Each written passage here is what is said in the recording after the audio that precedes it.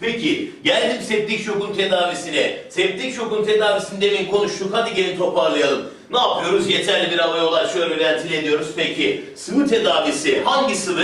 Aferin, Ringer laktat değil mi? Özellikle bakıldığında Ringer laktat çok değerli. Aferin Murat, çok önemli. İnotrop dendiğinde arkadaşlar neyi bilmemiz gerekiyor? Ezgi söyle. Hangi inotropu vereceksin, ben söyleyeyim mi? Ne veriyorsun? Noradrenalin veriyorsun, aferin. Özellikle ne demiştim? Septik şoklarda ilk verilen, en değerli olan, en iyi tedavi noradrenalindir.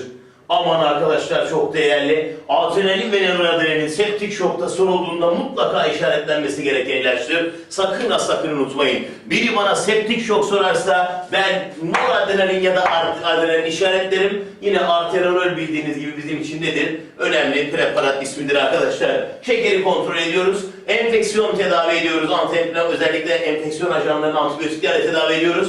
Anti-enflamatuarlardan hangisini veriyorduk? Meşhur Drothrocogin alfayı veriyorduk.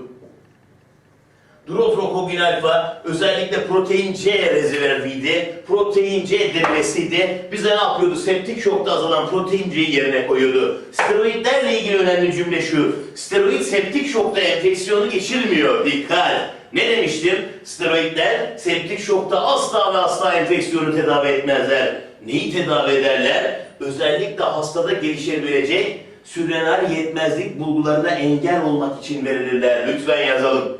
Septik şokta tedavi önemli. Steroidlerin verilişi çok daha önemli bence. Özellikle steroid niye verilirmiş? Gelişebilecek sürenal yetmezlik bulgularına engel olmak için verilirmiş.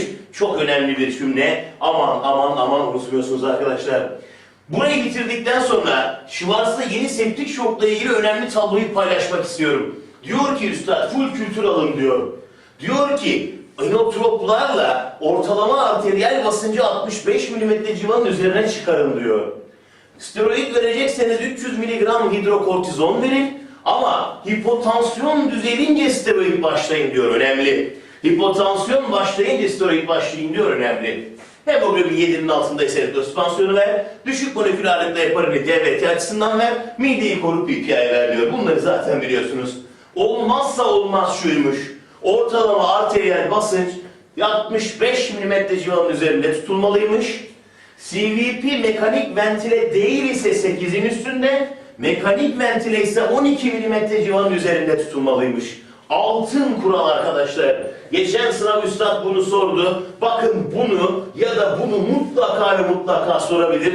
Kesinlikle burayı bekliyorum, çok önemli. Ortalama arteriyel basınç 65'in üzerinde olacakmış. Net mi?